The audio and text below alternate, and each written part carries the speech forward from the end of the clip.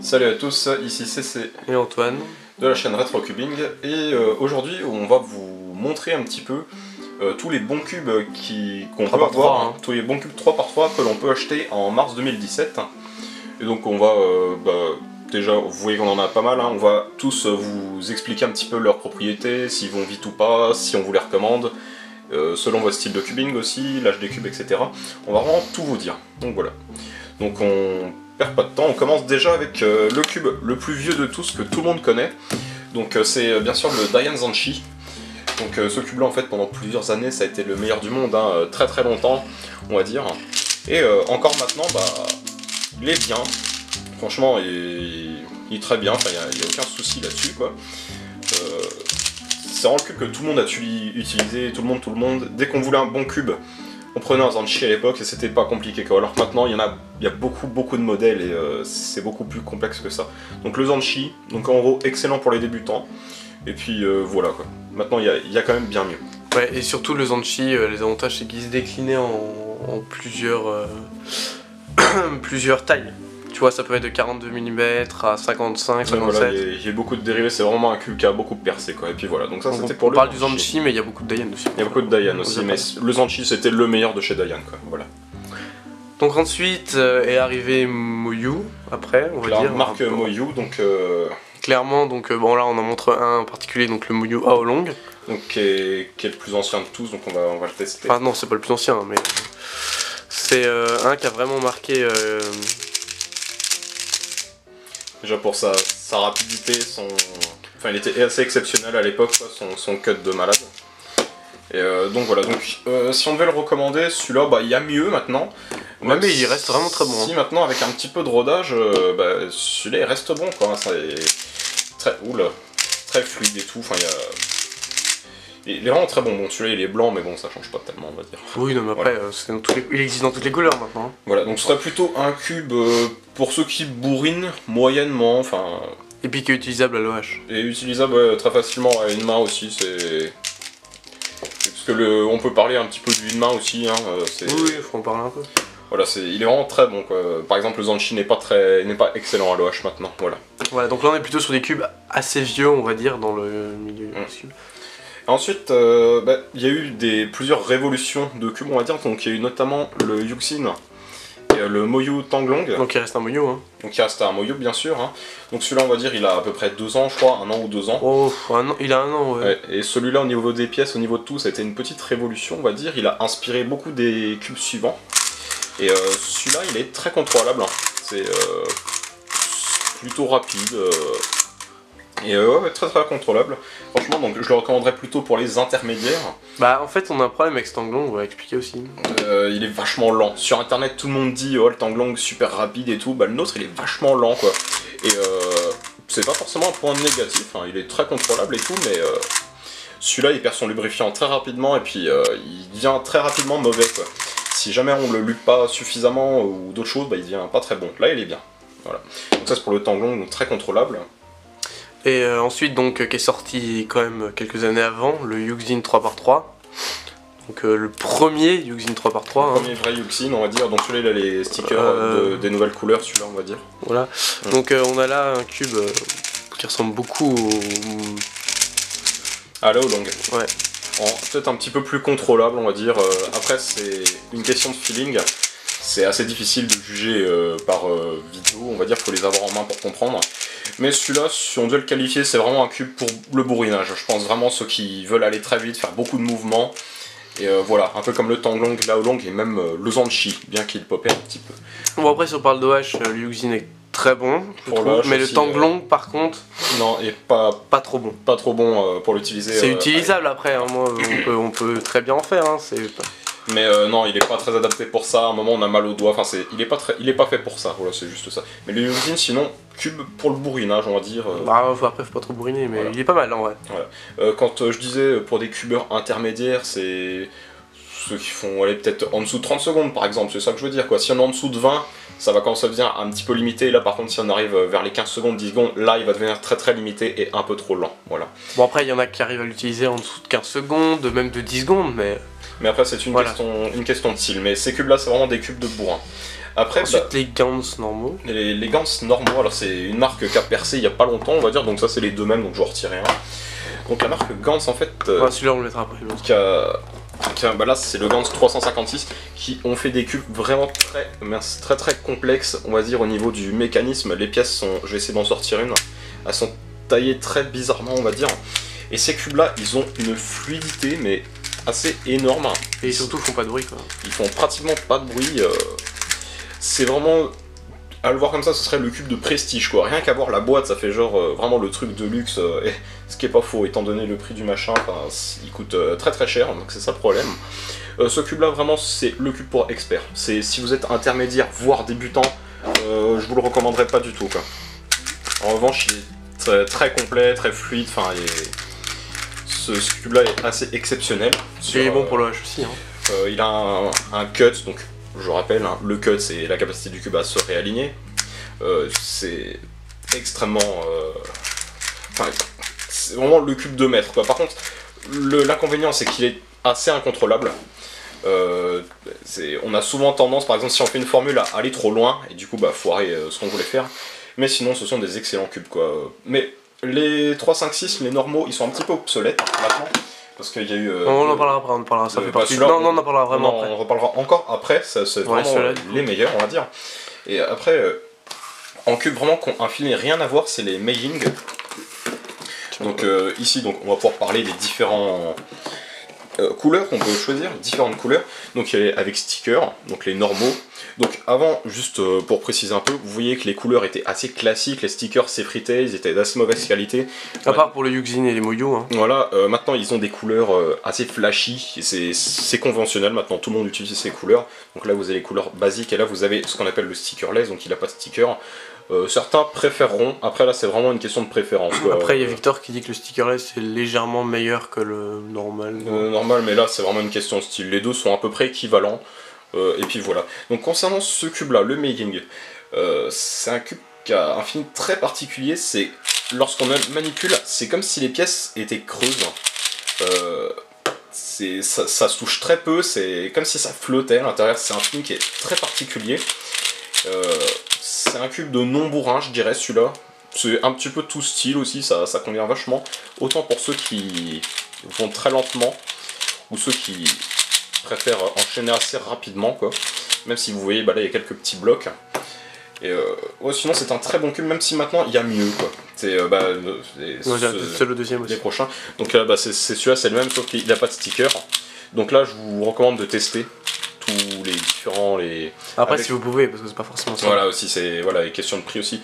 Mais sinon prenez des blancs, des noirs ou des stickerless, essayez de varier un petit peu et regardez ce que vous préférez.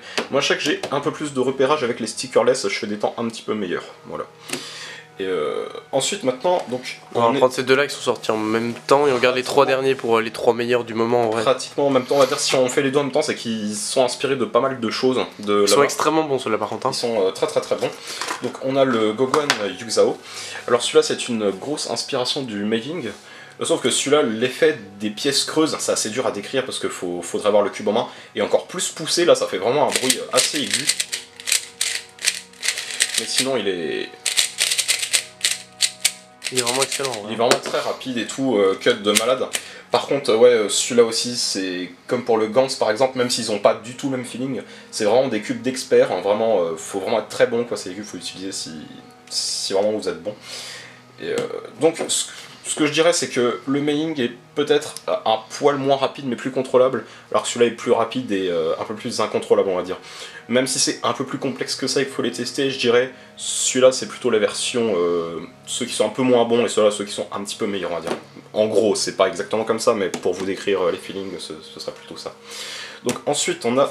Bah, le X-Men Tornado, donc de chez Ki. De chez Ki. Donc celui-là en fait c'est une inspiration du Yuxin, qui lui-même était une inspiration de Lao Long, on peut dire. On a quand même une tête bizarre, enfin des pièces qui sont assez bizarres. Et ouais. Mais sinon on va dire c'est un des meilleurs cubes de bourrin qu'on puisse trouver aujourd'hui, parce que celui-là, comme le Yuxin, on va dire, c'est un cube qui a vachement de résistance, on va dire, parce qu'en fait, si vous voulez, par exemple, dans les cubes comme le Meiying, le Gantz ou d'autres trucs, c'est des cubes, quand on les tourne, ça tourne tout seul, il n'y a pas besoin de forcer. Là, on force un petit peu plus, et ça permet justement d'avoir un cube plus contrôlable, plus lent mais plus contrôlable. Et c'est justement pour ça que c'est des cubes de bourrin. Et celui-là, je pense, c'est un des meilleurs cubes de bourrin qu'on puisse trouver aujourd'hui, je pense. Hein. Et puis voilà. Quand on dit bourrin, c'est pas péjoratif, hein, c'est juste un site de cubing, c'est différent. Ouais, et on répète donc ces 3 cubes là, le Gogoen, X-Man et le Ming, sont excellents pour le H. Ils sont vraiment excellents, quoi. On va dire donc, tout le reste, c'est des cubes qui datent un petit peu. Mais pour. Voilà, aujourd'hui maintenant, ces 3 là sont vraiment des valeurs sûres, quoi. Après, libre à vous de les tester, on va dire. Hein. Après, il y a le budget aussi, question de budget. Donc là maintenant, on va vraiment arriver au meilleur. Vraiment, les 3 grosses tueries. Donc après, il y a celui-là qui se bat, qui commence à se faire un peu dépasser par les 2 derrière. Un petit peu, mais déjà, il y a du sacré niveau, déjà. Donc celui-là, on parle, il y a eu quelque chose qui s'est pas mal développé en ce moment, ça s'appelle les cubes magnétiques. Ouais. Et on n'en a pas. Non, on ne pourra pas vous expliquer, mais franchement, c'est quelque chose de bon apparemment. Voilà, si vous voulez, en fait, dans les pièces, il y a des sortes d'aimants, et c'est particulier. J'ai jamais testé, mais il paraît que ça améliore le cube. Alors on a un Pyraminx qui est magnétique, mais on n'a pas de 3 partout. Voilà, donc ça c'est le Moyu Weilong GTS. Celui-là, c'est un mélange un petit peu de tout, du Tanglong, donc qui était un cube un peu de bourrin assez contrôlable. Donc l'ancien Weilong, le Weilong V2. Voilà, un petit peu de Yuxin, un petit peu de tout, on va dire. Et ce cube-là, si je devais te dire si c'est bourrin ou lent, on va dire, et personne lente, c'est un petit peu entre deux, plutôt lent, on va dire. Non, je sais pas trop comment dire ça, mais c'est un peu entre deux, c'est pas trop bourrin, pas trop lent. Vraiment très complet aussi, quoi, c'est un truc à tester. Puis celui-là, par contre, pour le une main, il est très bon. c'est un des meilleurs qu'on puisse avoir pour le une main, je pense. Celui-là, bien au-delà du reste, même si le reste était déjà assez bon. Donc ça, c'est le Weilong GTS, et là maintenant, on arrive vraiment aux 2 meilleurs, vraiment les... Tiens, mets-le là. Donc là maintenant on passe vraiment aux meilleurs, les 2 cubes on va dire que beaucoup de gens, beaucoup de champions utilisent, donc Félix par exemple, hein, Mats Valk, etc. Tiens d'ailleurs en parlant de Mats Valk, il a même eu un cube qui porte son nom, donc le Ki Valk 3 et le Gantz 356R, donc Master, mais c'est à peu près la même chose quoi. Bon, c'est le packaging qui est dedans. C'est ça, donc voilà le cube. Donc au niveau de Valk, bon ils ont fait une boîte un petit peu style Apple on va dire, donc voilà, le cube vient ici. Donc ces 2 cubes là, ils ont déjà, pour commencer, des couleurs, donc on appelle ça le color scheme, qui sont encore différentes de ce qu'il y a. Mais les couleurs sont pas mal aussi, elles sont un petit peu... certaines sont plus flashy, d'autres non, enfin... C'est à voir, c'est une nouvelle couleur quoi, certains aimeront, certains aimeront moins. Et donc ceux-là en fait, déjà le Gantz 356R, au niveau de cube qui est fait pour être lent, là c'est maximal quoi. Il est d'une fluidité mais c'est assez impressionnant quoi. Il n'y a pas besoin de forcer du tout en fait, c'est tout le contraire de cube comme par exemple le Tornado qu'on a montré tout à l'heure. C'est tout le contraire, lui, il n'y a pas besoin de forcer du tout. Si jamais on veut y aller lentement, c'est le top du top quoi. Parce que vous connaissez peut-être la pratique du slow turning, c'est en fait on va plus lentement pour pouvoir aller plus vite. On repère toutes les pièces et on fait pas de pause, voilà, c'est une pratique que vous connaissez peut-être. Et celui-là pour ça c'est le top du top, juste. C'est pas du tout un cube de bourrin, voilà. Et vraiment excellent sur tous les points, cut de malade, il n'y a pas besoin de forcer. En reverse pareil, enfin, puis voilà quoi, il est vraiment excellent. Et donc du coup on a... le deuxième qui se bat, c'est-à-dire le Valk. Donc le cube que Mats Valk a décidé de, on va dire, designer, enfin, avec l'aide de qui. Donc celui-là en gros il est un petit peu plus bourrin, mais un tout petit peu quoi. Sinon tout comme pour par exemple le Gantz, c'est des cubes qui sont vraiment pas faits pour le bourrinage, pour utiliser pour ceux qui font pas de pause. Et ouais, faut vraiment les tester quoi aussi pour vraiment comprendre. Et celui-là il bloque pratiquement pas. Il bloque pas surtout, c'est son gros avantage. Il est très rapide sur tous les points et puis voilà. Surtout ces cubes là ne pop pas trop aussi. Ce qui est un réel progrès. Avant il y a 2-3 ans il y a pas mal de cubes comme par exemple le Yuxin ou ce genre de cube. Même le Oolong, hein, il popait un petit peu.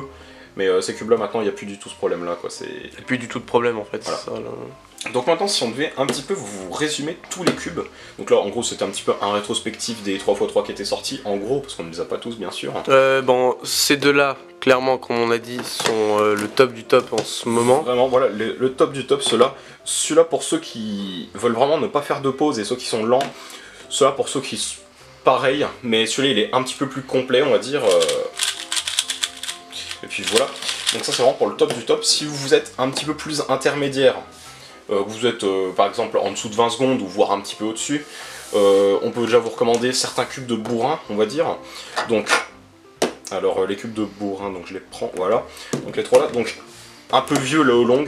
Si vous avez les moyens, vous pouvez partir dedans parce que c'est un vieux cube qui reste très très bon. Un petit peu meilleur, il y a eu le Yuxin aussi. Après c'est une question de goût je trouve, parce que le Yuxin est un petit peu plus lent que le Moyu. Voilà, mais les deux globalement se ressemblent. Mais par contre, celui-là on va dire c'est le meilleur cube de bourrin qu'il puisse avoir, je pense. Voilà, si jamais vous aimez aller vite, faire beaucoup de mouvements et tout, vous aimez sentir votre cube, sentir que quand on tourne, il y a quelque chose, prenez celui-là. Ensuite, en complet, cube assez complet, on va dire, celui-là un petit peu tout le Zanchi, mais bon, il est vieux, on va dire, hein, voilà, il a fait son temps, si vous pouvez prendre autre chose, pourquoi pas. Mais si vous êtes curieux et que vous avez les moyens, vous pouvez partir dedans aussi, il reste très très bon. Et puis on peut en trouver pas cher partout en fait. Voilà, c'est vraiment le cube que tout le monde a utilisé, comme dit avant. Il y a comme cube qui ressemble, il y a le Tanglong aussi qui est assez complet. Donc ni vraiment cube de bourrin, ni cube de ceux qui vont lentement, on va dire. Ensuite, en meilleur, en très complet aussi, il y a aussi le GTS. Oui, il est vraiment très complet, vraiment. Oui, il est extrêmement complet, quoi. Il y a pas, c'est pas un bourrin, c'est pas un cube de lent. Et là, enfin, il y a les feelings particuliers, on va dire, les cubes creux, qu'on pourrait qualifier de creux, entre guillemets. Et ben, ceux-là, c'est plutôt assez complet aussi, mais avec un feeling très particulier. Mais c'est des trucs à tester, quoi. Voilà. Voilà, donc là, du coup, on vous a montré un petit peu tout, donc je vais les mettre comme ça, un petit peu tous les cubes qu'il y avait, donc vous voyez qu'il y a différents styles, différentes marques, différentes dates, dates de sortie et tout. Donc, pour savoir quel cube utiliser, il faut vraiment voir votre niveau déjà, votre style de cubing. Donc, j'estime qu'un style de cubing, ça commence à se voir quand on commence à être plutôt en dessous de 25, en dessous de 20 secondes. Il y a aussi les moyens. Aussi parce qu'il y a des cubes qui sont bien sûr moins chers que d'autres, hein. Par exemple les Gans chers, les Gans, je disais ils sont excellents mais ils sont très très chers, ils coûtent je sais plus, peut-être 25 $, je crois, le 3x3, alors qu'il y en a qui sont 2 fois moins chers quoi. Et puis voilà, donc prix, style, niveau, c'est voilà, tous ces paramètres qui font que chaque cube vous conviendra. Voilà. Après, si vous avez l'occasion d'aller en compétition, vous pouvez demander très bien à des cubeurs qui accepteront de vous faire tester chacun leur cube. Hein. Il y a ça aussi. Ça permet réellement de voir comment sont chacun des cubes et permet de tester sans les acheter et donc d'économiser quoi. Voilà, c'est ça. Et puis voilà, c'est une question d'habitude, on va dire. Avec le temps, on finit par s'y faire et on connaît vraiment tous les cubes qu'il y a, quoi. Voilà. Donc on espère que ça vous aura un petit peu aidé dans le choix des cubes. Si jamais vous avez des questions sur tel ou tel cube, par écrit c'est un petit peu plus facile à expliquer. Donc posez les questions en commentaire. Et j'espère que cette vidéo vous a plu. Et d'ici là, du coup, on vous dit salut à tous et à la prochaine pour de nouvelles vidéos. Salut à tous.